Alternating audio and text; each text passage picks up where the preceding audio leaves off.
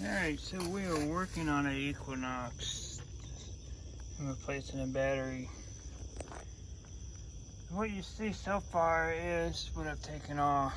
This bracket here sits like this. And I've had to use a hammer. So I'm going to do a little bit of reassembly.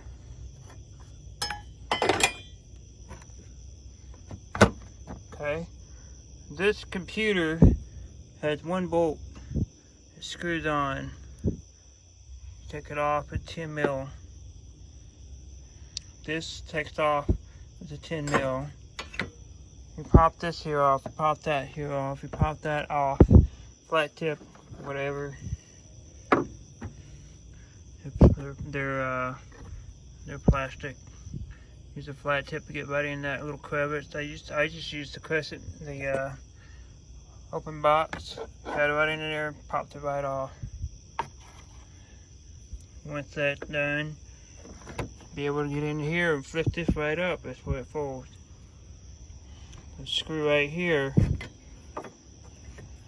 10 mil. Take that off. 10 mil. 10 mil. And now I've taken a beat on this with a hammer softly to try to get this loosened. As you can see, it's still stuck. What I'm going to do is get some of this stuff here. See if I can make it work. It's magic.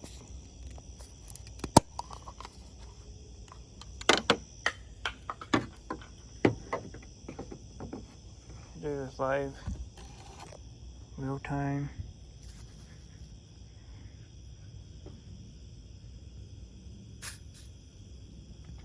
Oh, it's a paste. Okay. Alright, so we got that working. It's magic. So, additional to all that, once you get that connector off, what you're going to need also is this guy right here, battery terminal post and cleaner. And that can clean that post up internally. And I bought me a little flat tip. See if I can try to get this to pry apart. These are only $1. You know, they're cheap enough. And then the battery itself is like 150 bucks. And the model for this particular one, I got it from Walmart, is Max H5. Let's see what that do, it's a little magic there, and see if I can take it off some more. I'm supposed to let that sit there for 2 to 4 minutes and water it down generously and get all that acid off of there and whatnot. Can't imagine you would want this on your hand. So now that all that is neutralized, I think it will be able to come up easier.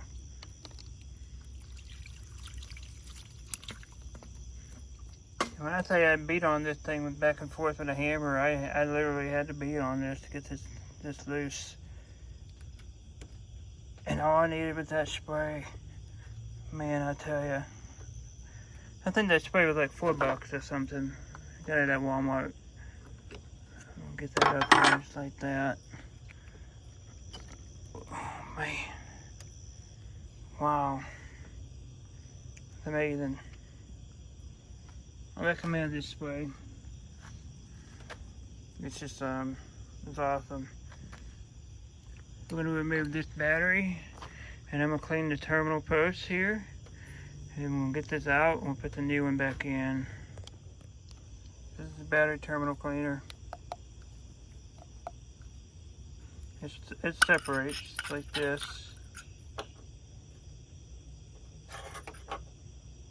Just have to brush in, and this is the post in. You take and clean your posts up. We're going to take and just go like this inside this with greater force than that. Okay, you see how the bracket sits in here. I'm going to put the positive terminal first and then the negative. And once I get the negative on and tighten down, I'll finish up with the bracket here. I just wanted to show you how that looks. This ought to be fun because I do not like spurts. That'll be alright putting the positive on first. You don't have no pat the ground yet.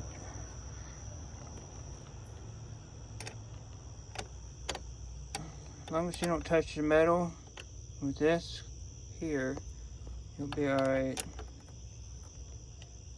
Don't short it out to the casing. You'll get a big spark.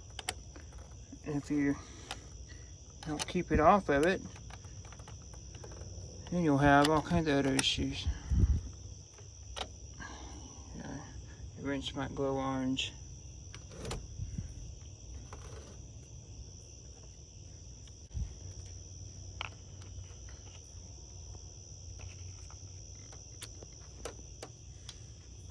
Nice clean post.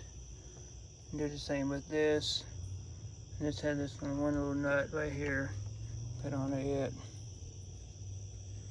Since I don't like sparks, you might see me jump. Okay, got the post on. Basically, I just used the end of the wooden part of the hammer to put it down. So I didn't have any sparks really. I'm just very jumpy with that kind of stuff.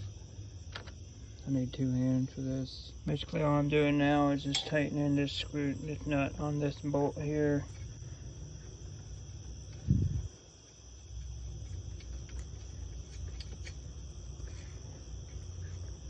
Finger tighten, and then I can go on with the wrench.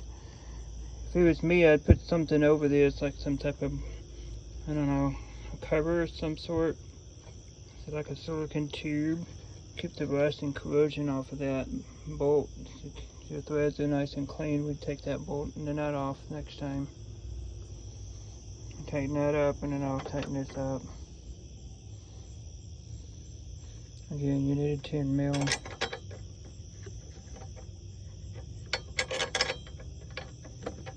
And it'd help if you had a deep socket. Really simple.